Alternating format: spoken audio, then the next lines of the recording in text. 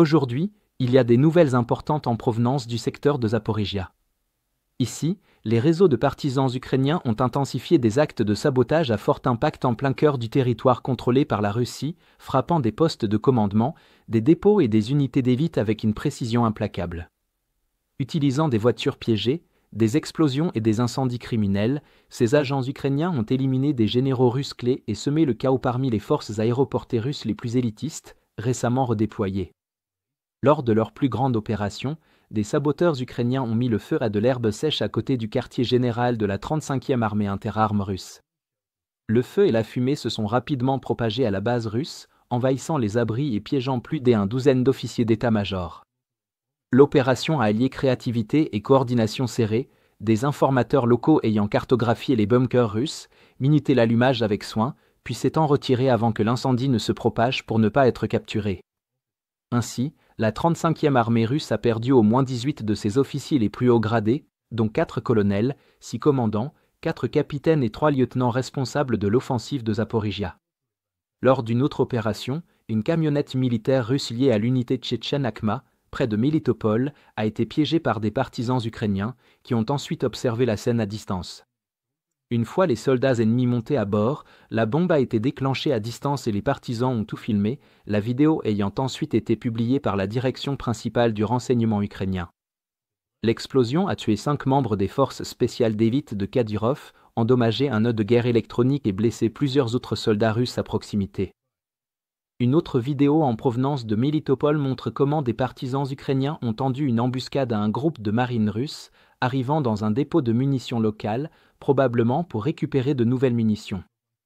Mais dès leur arrivée, les Ukrainiens ont déclenché un explosif, tuant au moins 6 soldats ennemis, détruisant le stock de munitions ainsi que la base d'assemblage de drones FPV russes qui y était rattachée. Ces sabotages interviennent alors que la Russie a récemment précipité le déploiement de formations d'élite dans la région de Zaporijia, avec des unités aéroportées et navales redéployées depuis d'autres secteurs du front, en préparation d'une éventuelle nouvelle offensive. Il est très probable que cela vise à soutenir l'effort russe déjà en cours à l'ouest de Velika Novosilka, dans le but de fixer les lignes de défense ukrainiennes, fortement fortifiées à Zaporijia, pendant qu'un autre groupement tente de les déborder par l'est.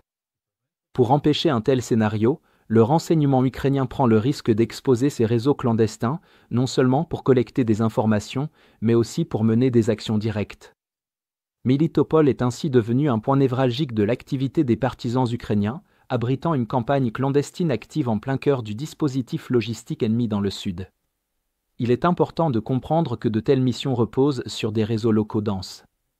Beaucoup de partisans sont des habitants qui hébergent des opérateurs militaires et du renseignement, fournissent du repérage et suivent les mouvements ennemis, tandis que d'autres sont des équipes d'infiltration spécialisées de la direction principale du renseignement ukrainien.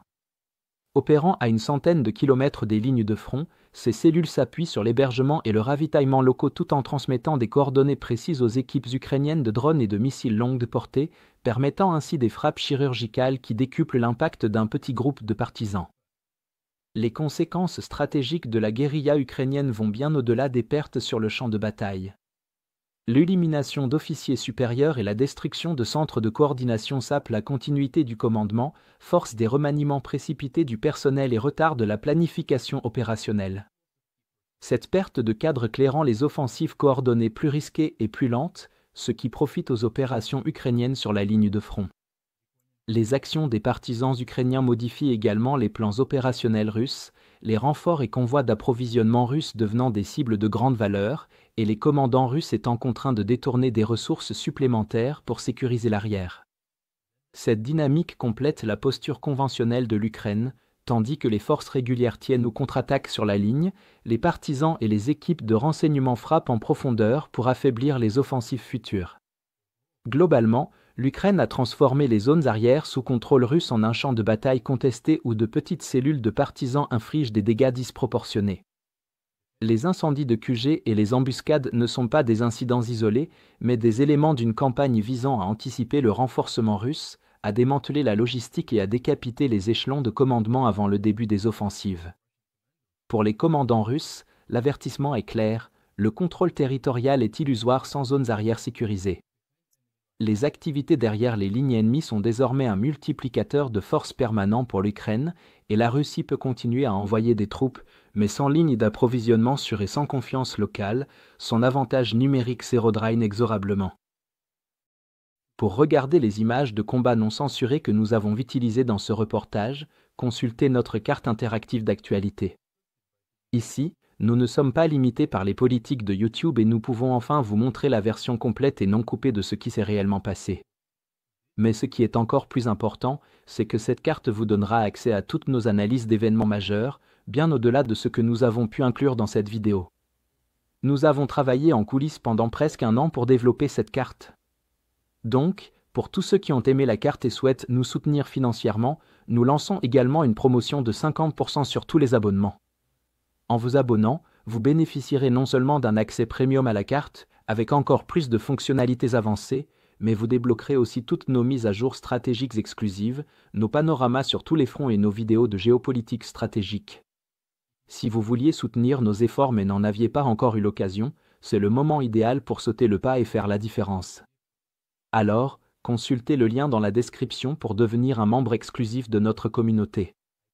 Je remercie sincèrement tous ceux qui ont décidé de nous rejoindre, votre soutien compte énormément pour nous.